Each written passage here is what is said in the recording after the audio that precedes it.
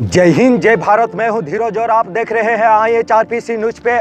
तापी जिले के उसल तहसील के भी बुद्रुक गांव में तेंदुओं को पकड़ने के लिए वन विभाग ने लगाया पिंजरा।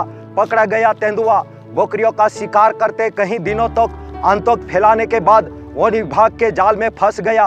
पिंजरे में फंसा शिकारी ये देखिए। बोलूँ छूँ बुद्रुकनो काले पिंजरो मूक्यो ने 8:30 वागे जंगल खातावाळे पकड़ी लीधो ने गामना बधा वडीलो आवेला ने जंगल खाताने आपेलो। ए लोकोने हाथमां सोंप्यो। ए लोकोने बोले डालवा कुलो है माई नाती हाथला कमले दहना माई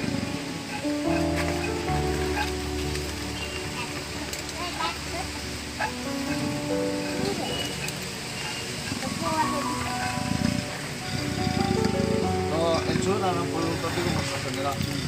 Kemudian nanan kita matang perlu nih, lewati. Jadi kau masak kau ya na heta. Jadi kau masak teh.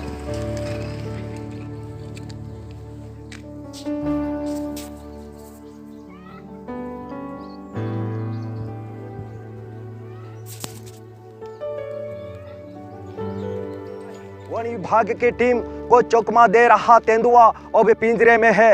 पकड़ लिया तेंदुआ को, लोगों ने ली राहत की सांस। जय हिंद।